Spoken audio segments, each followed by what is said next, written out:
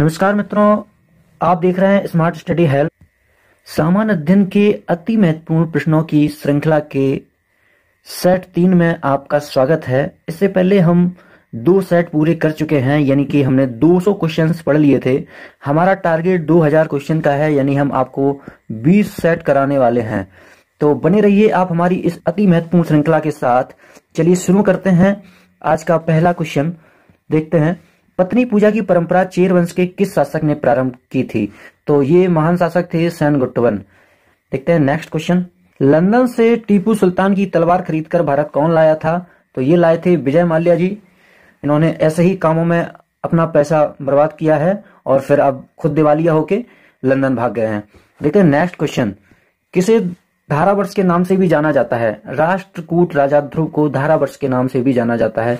चलिए चलते हैं नेक्स्ट प्रश्न की ओर। कोयल किस राज्य का राजकीय पक्षी है? तो ये झारखंड का राजकीय पक्षी है कोयल। इसको भी याद रखिएगा मित्रों। पृथ्वी की आंतरिक संरचना की जानकारी का कौन सा स्रोत सबसे अधिक महत्वपूर्ण है? तो ये है भूकंप विज्ञान। नेक्स्ट प्रश्न देखते हैं मित्रों। यौवनावस्था के पश्चात थायरॉक्सिन की कमी के कारण कौन सा रोग हो जाता है? तो ये रोग हो जाता है मिक्सिडीमा। यौवनावस्था के पश्चात थायरॉक्सिन की कमी के कारण मिक्सिडीमा रोग हो जाता है। नेक्स्ट देखते हैं। भूमि विकास बैंकों का प्रारंभ कहाँ हुआ था? तो ये मद्रास चेन्नई में हुआ था। भूमि विकास बैंकों का प्रारंभ मद्रास चेन्नई में हुआ था। नेक्स्ट क्वेश्चन देखते हैं। सैन्य विभाग दीवाने अर्ज की स्थापना किसने की थी? तो ये की थी बलबन ने। बलबन ने सैन्य विभाग दीवाने अर्ज की स्थापना की थी है। देखते हैं नेक्स्ट क्वेश्चन। उज्जैन का प्राचीन नाम क्या था? तो उज्जैन का प्राचीन नाम था अवंतिका।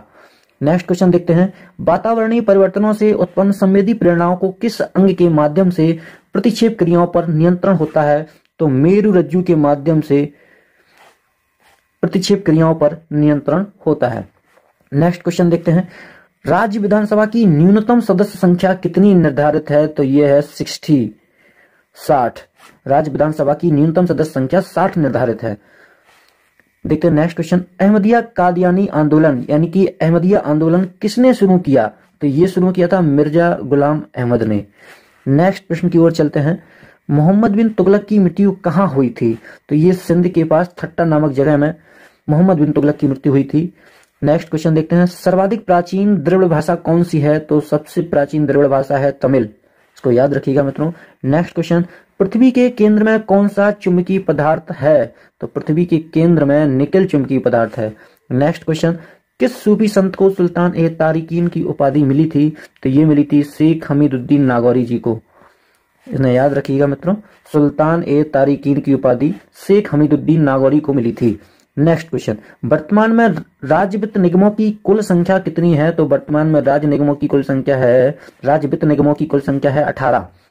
नेक्स्ट क्वेश्चन की ओर चलते हैं। किस गवर्नर जनरल के कार्यकाल में आंग्ल अफगान युद्ध समाप्त हुआ था? तो ये हुआ था लॉर्ड एलनबरो के शासनकाल में, कार्यकाल में, यानी कि 1842 ईस्वी में आंग्ल अफगान युद्ध समाप्त हुआ था और ये शुरू हुआ था 1838 ईस्वी में। 1838 ईस्वी से 1842 ईस्वी तक आंग्ल अफगान युद्ध चला था और लॉर्ड एलनबरो के शासनकाल में, लॉर्ड एलनबरो के कार्यकाल में ये समाप्त हुआ था। देखते हैं नेक्स्ट क्वेश्चन। संगम साहित्य की रचना किस भाषा में की गई थी? संगम साहित्य की रचना की गई थी तमिल भाषा में। Next question. जल में आर्सेनिक की अनुमत ऊपरी सीमा क्या है? तो ये है 0.05% पर लीटर। इसको याद रखिएगा मित्रों। देखते हैं नेक्स्ट क्वेश्चन।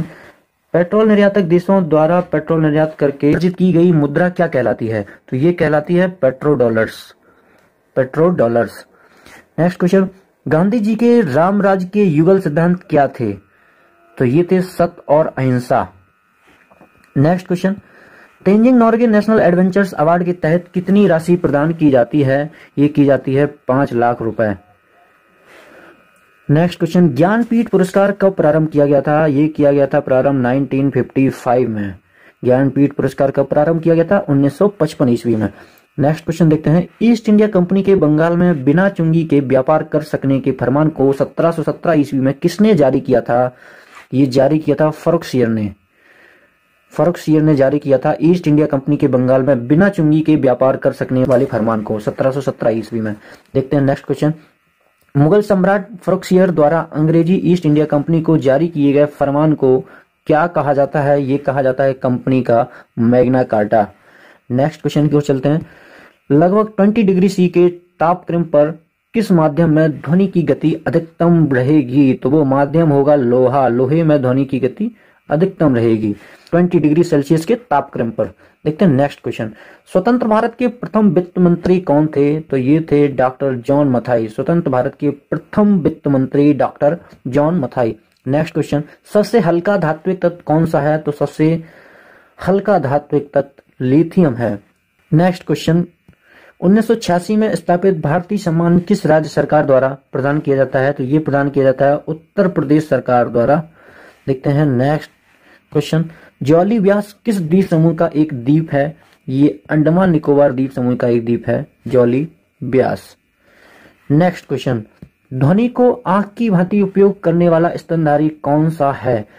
ये है चमगादड़। चमगादड़ ध्वनि को आंख की भांति उपयोग करता है। ये पराश्रव्य ध्वनि को भी सुन सकता है चमगादड़। देखते हैं नेक्स्ट क्वेश्चन। विधानसभा में एक आंग्ल भारतीय प्रतिनिधि को कौन मनोनीत करता है? तो राज्यपाल मनोनीत करता है एक आंग्ल भारतीय प्रतिनिधि को।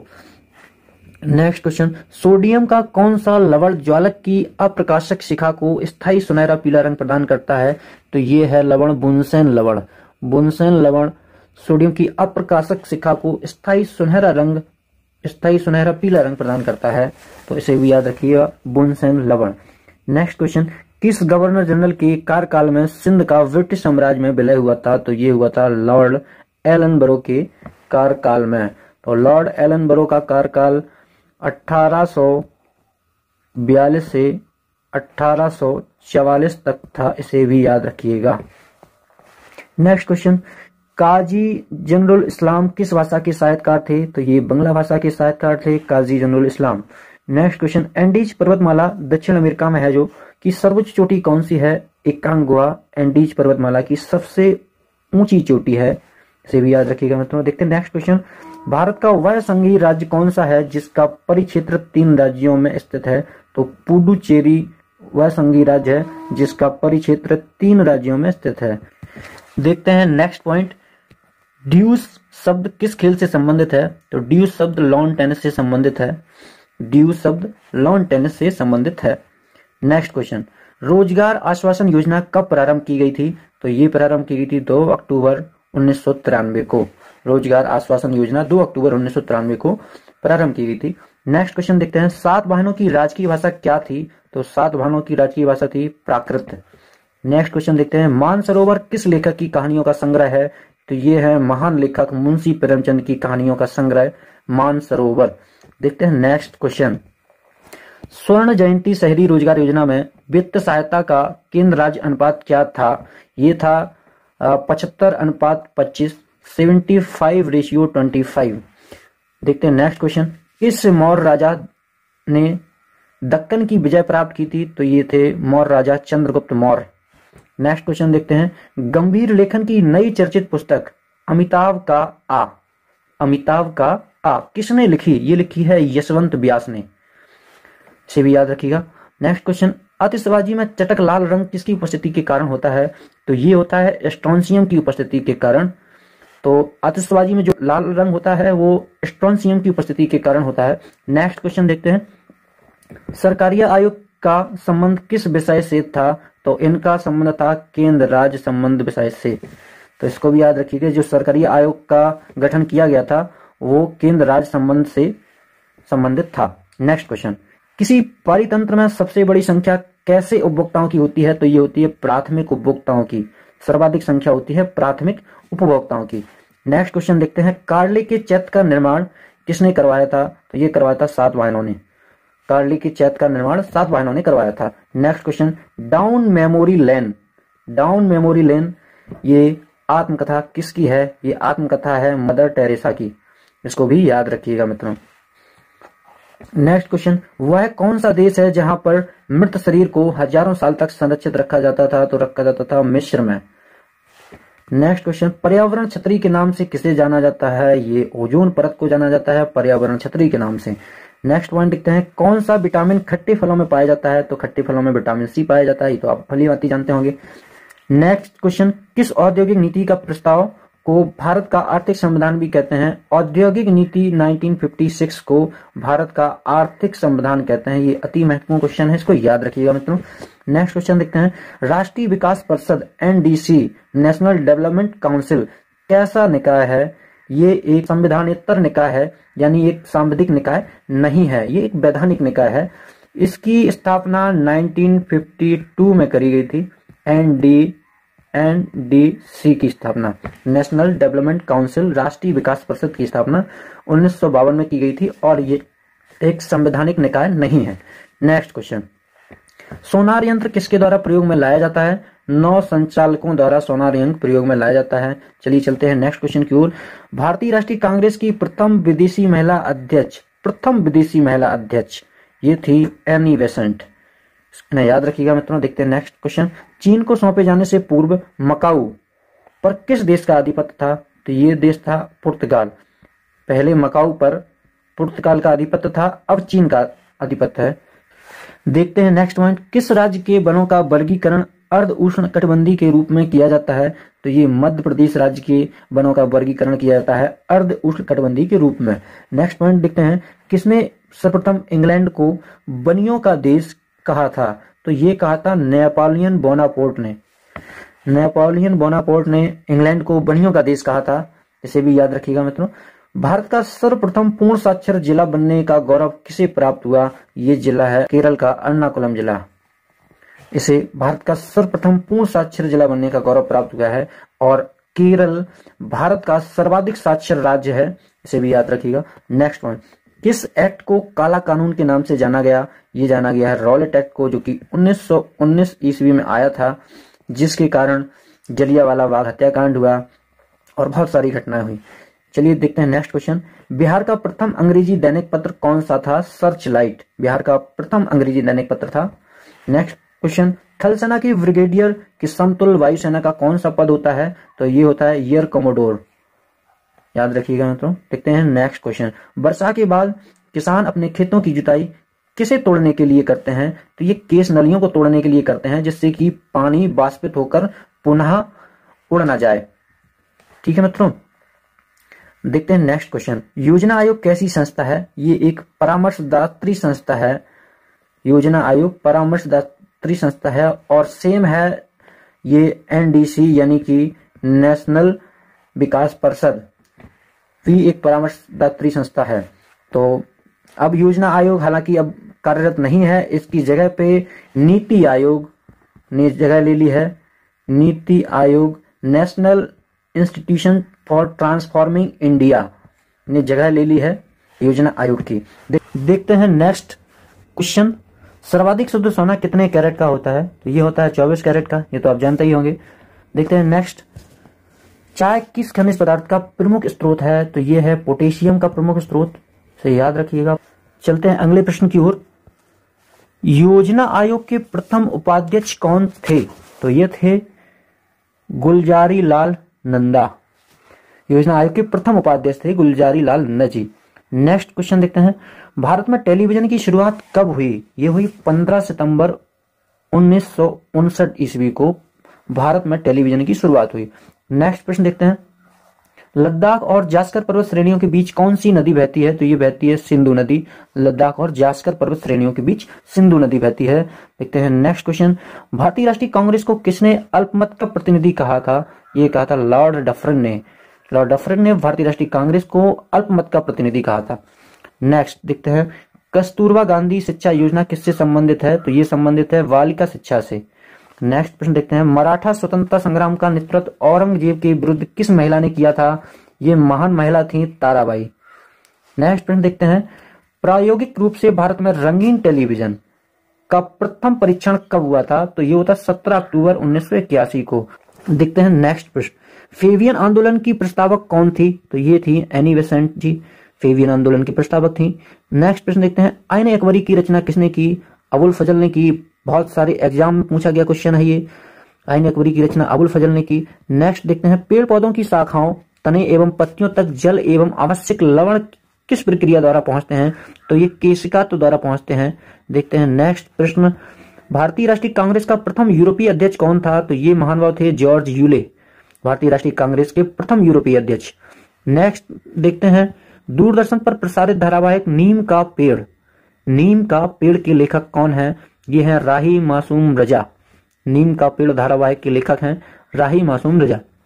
नेक्स्ट क्वेश्चन देखते हैं, अमोनिया को यूरिया में बदलने का कार्य कौन सा अंग करता है? तो ये यकृत करता है, इंपोर्टेंट है। नेक्स्ट क्वेश्चन देखते हैं, राष्ट्रीय विकास परिषद NDC का गठन कब किया गया था? तो ये किया गया था अगस्त 1952 में। हम आपको ये पहले ही बता चुके हैं, राष्ट्रीय विकास परिषद का गठन 1952 में किया गया था। तो देखते हैं नेक्स्ट क्वेश्चन, ताप्ती नदी का उद्गम स्थल किस राज्य में है? ताप्ती नदी का उद्गम स्थल मध्य प्रदेश राज्य में है। नेक्स्ट क्वेश्चन देखते हैं, अंग्रेजों का सबसे पहला संघर्ष किस मुगल बादशाह के साथ हुआ? ये हुआ था औरंगजेब के साथ, अंग्रेजों का सबसे पहला संघर्ष हुआ था। नेक्स्ट क्वेश्चन देखते हैं, चुनावी रुझान का अध्ययन करने तथा उनके बारे में भविष्यवाणी करने वाले को क्या कहा जाता है? तो ये कहा जाता है सेफोलॉजिस्ट। चुनावी रुझान का अध्ययन करने तथा उनके बारे में भविष्यवाणी करने वाले को सेफोलॉजिस्ट कहा जाता है। ये आप लोग जान होंगे, जब किसी राज्य में चुनाव होते हैं या देश में चुनाव होते हैं तो उसके बाद विभिन्न टीवी चैनल के सेफोलॉजिस्ट अपने अपने ओपिनियन पोल देते हैं। तो वही ओपिनियन पोल जो देते हैं वो होते हैं सेफोलॉजिस्ट। ओपिनियन पोल जो आते हैं वो सेफोलॉजिस्ट के द्वारा ही दिए जाते हैं, तो इसे याद रखिएगा। रंगीन कपड़े का रंग उड़ाने में किस अधातु का प्रयोग किया जाता है? तो ये अधातु है क्लोरीन, इससे रंगीन कपड़ों का रंग उड़ जाता है। देखते हैं नेक्स्ट पॉइंट, बाघ प्राकृतिक रूप से विश्व के किस महाद्वीप में पाया जाता है? तो ये एशिया महाद्वीप में प्राकृतिक रूप से पाया जाता है। नेक्स्ट क्वेश्चन देखते हैं, सर्वाधिक यौगिक बनाने वाली अक्रिय गैस कौन सी है? तो ये अक्रिय गैस है जेनॉन। सर्वाधिक यौगिक बनाने वाली अक्रिय गैस जेनॉन है। नेक्स्ट क्वेश्चन देखते हैं, संविधान के किस अनुच्छेद में विधानसभा का गठन वर्णित है? तो ये वर्णित है अनुच्छेद 170 में।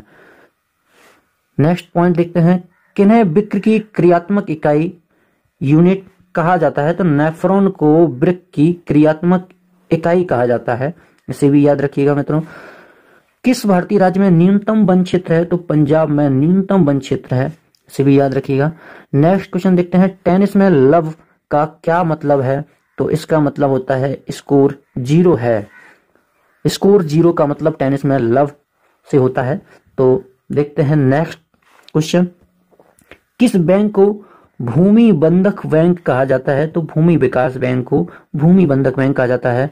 नेक्स्ट क्वेश्चन देखते हैं, बिना मंत्री पद ग्रहण किए सीधे भारत के प्रधानमंत्री कौन बने थे? तो ये बने थे चंद्रशेखर जी। तो देखते हैं नेक्स्ट पॉइंट, समुद्र की गहराई मापने के लिए कौन सी विधि अपनाई जाती है? तो ये अपनाई जाती है इको साउंडिंग विधि।